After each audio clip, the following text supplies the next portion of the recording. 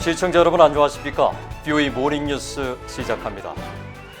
조 바이든 전 부통령이 미국의 46대 대통령 선거 승리를 선언한 가운데 워싱턴에서는 불확실성이 더욱 커진 북한 문제와 차기 미국 정부의 대응 전략에 대한 논의가 활발해지고 있습니다. 미국의 한반도 전문가들 사이에선 핵능력 동결에 우선순위를 둔 단계적 협상을 서둘러야 한다는 의견과 핵보유를 정권 생존의 위협으로 느낄 만큼 대북 압박 수위를 높여야 한다는 제안이 맞서고 있습니다. 조상진 기자가 먼저 보도합니다. 미국 제네바 합의 당시 참여했던 게리 세이모어 전 백악관 대량살상무기 조정관은 누가 백악관의 주인이 되든 북한의 핵과 장거리 미사일 시험 유예 연장이 첫 번째 목표라면서 이것이 지속되도록 합의하는 것이 매우 중요하다고 지적하고 북한 핵과 미사일 프로그램의 추가 제한 합의를 전제로 트럼프 대통령의 정상 간 만남 기조가 이어질 필요가 있다고 주장했습니다. If they can come to an agreement on extending the moratorium, then I think the next step is to try to promise a summit meeting between the U.S. president and Kim Jong-un.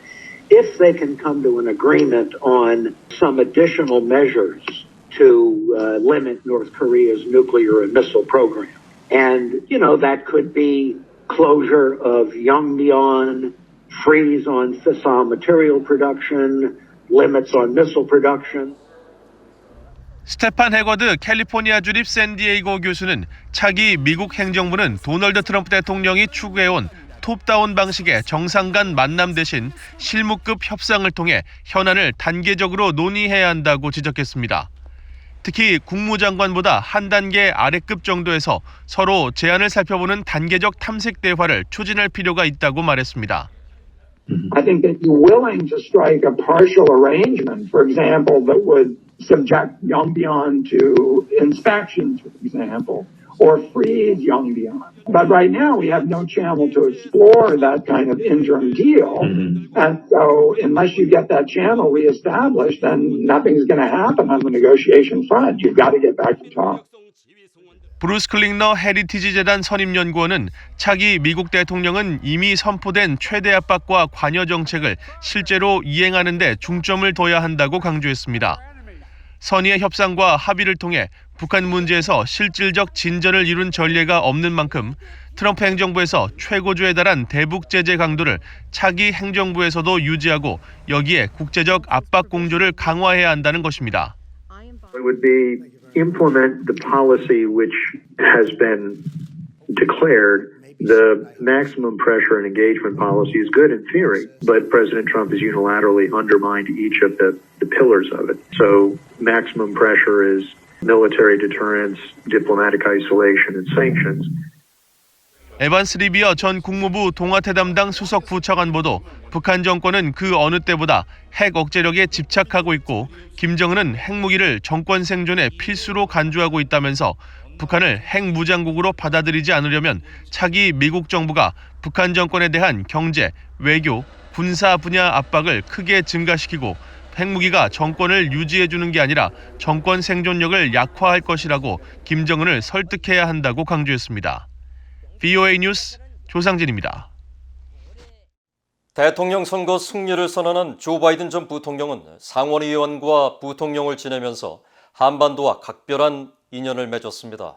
16년 전 상원 외교위원장 시절은 보고 싶은 대로 북한을 보는 게 아니라 있는 그대로의 북한을 봐야 한다고 강조했고 북한에 대한 첫 제재를 주도하기도 했습니다. 이종훈 기자가 보도합니다. 대통령 선거 승리를 선언한 민주당의 조 바이든 전 부통령은 승리 선언 이후 첫 공개 행사로 자신이 머물고 있는 델라웨어주 윌밍턴에서 신종 코로나 바이러스 대응 자문단 명단을 발표했습니다. 바이든 전 부통령은 그러면서 미국인들에게 마스크 착용을 거듭 호소했습니다. I implore you, wear a mask. Do it for yourself. Do it for your neighbor. A mask is not a political statement. But it is a good way to start pulling the country together. 공식 당선 절차를 남겨놓고 있는 바이든 후보는 코로나 바이러스 대응 자문단 발족을 시작으로 미국 새 대통령으로서의 행보를 본격화할 것으로 보입니다.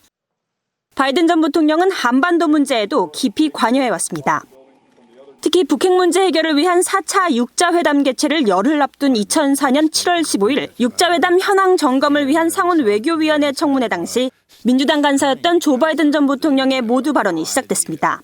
North Korea is a weak and isolated state. The North's leaders consider weapons to be the ultimate guarantor of the regime's survival, and they are obviously reluctant to give them up. 바이든 전 부통령은 그러면서 미국은 보고 싶은 대로가 아닌 있는 그대로의 북한을 상대해야 한다고 강조하고 당시 3차 육자회담에서 미국이 북한에 제안한 것으로 알려진 합의안에 대해 합리적이고 포괄적이며 상세한 로드맵이라고 평가했습니다. 북한의 검증 가능한 핵 프로그램 폐기 약속과 이에 대한 준수를 대가로 다자간 안보 보장과 유류 제공, 제재 완화와 궁극적인 외교관계 정상화 약속 등이 포함된 제안입니다. 상원 외교위원장을 역임했던 바이든 전 부통령은 2006년 북한에 대한 미국의 첫 제재 조치를 담은 북한 비확산법의 의회 제정도 주도했습니다.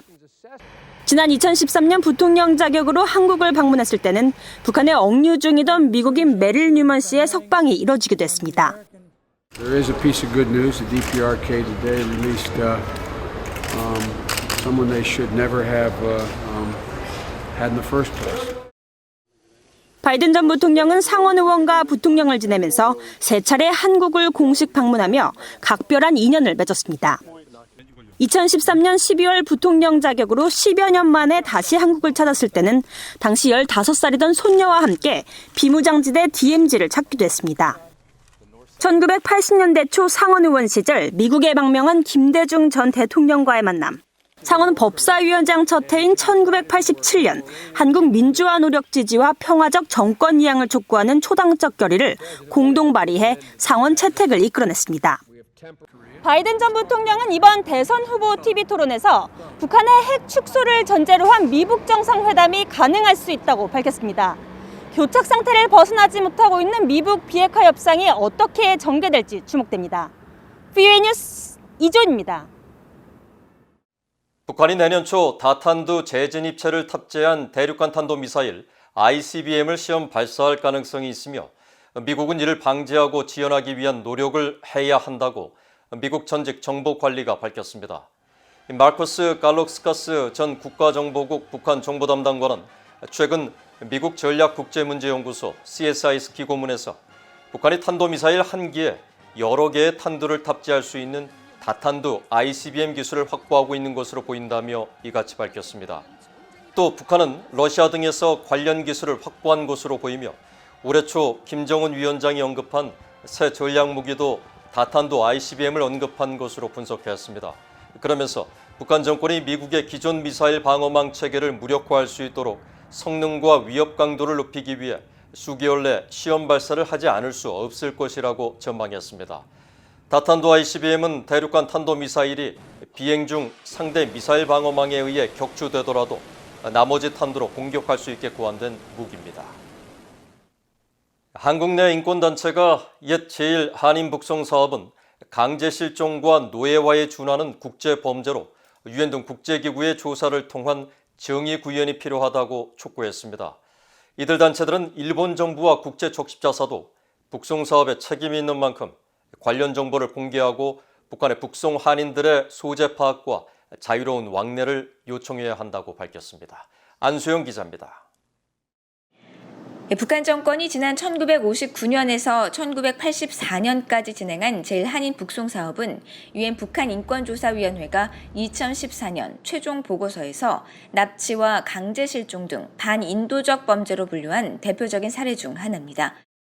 한국의 민간단체인 북한인권시민연합은 9일 서울에서 기자간담회를 열어 106쪽에 달하는 새 보고서를 공개하면서 제1한인 북송 사업은 거대한 조직적 기획을 통해 이루어진 강제 이주이자 노예 거래라고 밝혔습니다. 북송 피해자와 가족 등 19명을 인터뷰해 102건의 사례들을 포괄적으로 분석한 결과 북송 사업은 북한 당국과 일본 내 친북단체인 조총련뿐 아니라 옛 소련이 북송 선박과 해군 호위, 북한 적십자사 협상단의 제네바 체류 비용 등을 지원하며 전폭적인 지원을 했다는 겁니다. 북송 사업은 허위 정보의 주입, 기망, 협박 및 사회적 압력, 꾸며낸 동의, 일본 내 제2조선인의 처우에 관한 주의 의무의 의도적 결여 등과 같은 외부 역량으로 인해 제1조선인의 자발적인 선택과는 거리가 멀었습니다. 따라서 제1조선인의 북송은 강제 이주, 노예화 또는 현대적 개념의 인신매매로 해당한다고 볼 수 있습니다. 이 단체의 요한나 호사냐 부국장은 북송 사업이 세상에는 인도주의적 목적으로 제1한인들의 자유의지에 따라 북한으로 간 귀환 사업으로 알려져 있지만 사실이 아니라면서 국제 적십자사와 일본 정부도 책임에서 벗어날 수 없다고 지적했습니다. I want to tell you also that ICRC knew that there were problems in this whole operation. People were sending letters warning not to go and that this is a deception, and yet ICRC and others were continuing this operation for many years, for decades actually. 유엔 북한인권조사위원회는 최종 보고서에서 이렇게 북한을 지상 낙원으로 믿고 북한으로 이주한 제1한인과 가족이 25년간 93,340명이며 이 가운데는 1,831명에 달하는 일본인 아내도 포함되어 있다고 밝혔습니다. 북한인권시민연합은 북한으로 이주한 제1한인 대부분이 한반도 이남 출신이어서 성분 차별을 받았으며 불만을 제기했던 사람들과 가족들은 정치범 수용소에 수감되는 등 실종자가 다수 발생했다고 지적했습니다.